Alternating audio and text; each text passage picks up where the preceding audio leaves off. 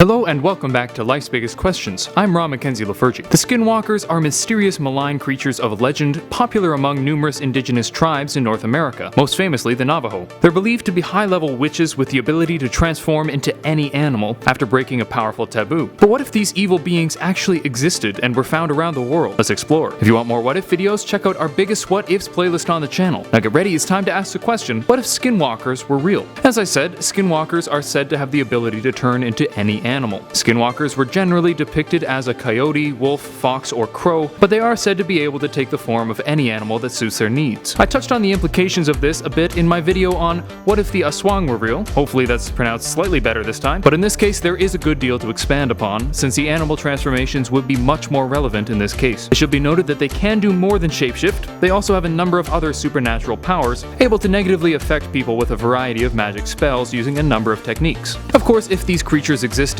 many would want to hunt them down, since they're known to commit foul deeds. Since skinwalkers tend to be all white while in animal form, albino animals would likely be hunted down. However, legend tells that to kill a skinwalker, you need to use white ash, often claiming that you must shoot a skinwalker in the neck with a bullet covered in white ash to kill it for good. It would also be important to watch what you say when in unsecured locations, since there's a chance that there would be a skinwalker listening, in the form of a small animal, even an insect. Of course, given the privacy concerns currently, with laptops and smartphones listening to us so much, we're already becoming more used to the idea that someone could be listening. But with skinwalkers, the information wouldn't be used to try to sell us things. It could be used to blackmail us or to destroy our lives, which would be significantly more worrisome. Sadly, as was the case in the Aswang video, the allure of being able to transform into other animals would be great. There's a good chance that many people would want to become a skinwalker. As a big fan of the Animorphs books when I was a kid, it would be extremely tempting for me. However, the only way to turn into a skinwalker is to break a strong cultural taboo, generally through the murder of one's own family. And as annoying as it is when my dad eats peanuts, it isn't quite cause for execution.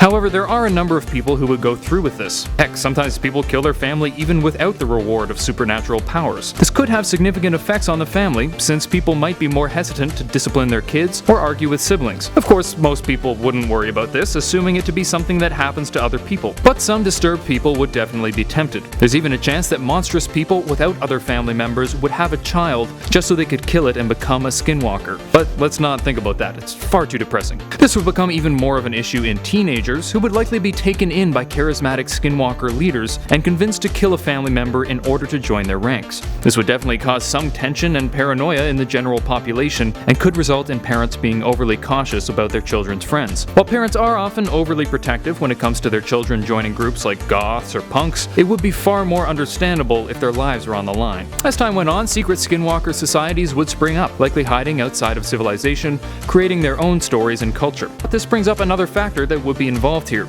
If skinwalkers had a child, would it too be a skinwalker? It seems likely. And as numbers grew, it's possible that these skinwalkers would no longer be able to hide in the shadows, but might have to join society. This would be especially prevalent as generations went on. While the first generation skinwalkers chose to lead a life in exile, their children would not have made such a choice. Of course, due to their genetics and environment, there's a good chance that the offspring would have similarly brutal personalities. But there's a good chance that some amount of rebellion would be seen, the young wanting to join the humans. We see this in other cults like Scientology, with many members, including family members of the current leader David Miscavige, escaping the church to pursue normal lives. This would likely be common in future generations of skinwalkers who wanted the benefits of being part of society. If a portion of the skinwalkers joined the human population, it would be difficult for both groups. Normal people would be afraid of the skinwalkers, knowing the actions they or their ancestors had taken to become that way. Even the most open-minded people would know that these people could be dangerous. They would of course deserve a chance, since many did not choose the life they were born into, but they would still be very dangerous. At the same time, it wouldn't exactly be a dream for the skinwalkers. There would be a huge culture shock moving from a group of outsiders to the general population, plus the stigma of their heritage would follow them everywhere they went. However, as they began joining society and proving themselves to be useful, it's likely that they would become more accepted. Unfortunately, this acceptance might come at a price. Since their powers would make them so dangerous, the government might wish to be able to keep tabs on the skinwalker populace. This is something that is seen in a good deal of fiction with regards to superpowers, whether it's mutant registrations seen in the X-Men, or the more general General Superhuman Registration Act, people might be inclined to know who these Skinwalkers were. This might be deemed a necessary evil, but would be seen as distasteful by many. There's also a good chance that there would be significant restrictions on when and where these people can shapeshift. Of course, in certain circumstances, it would be hugely beneficial to change into an animal. Having a team of gorillas as construction workers would be very useful, and the bird form would be perfect for security thanks to their keen eyesight. But the government would be hesitant to allow people to change whenever they want, in the interest of national security. This would of course be difficult to police, but it would help to prevent some Skinwalkers from using their powers for personal gain. But let's be real,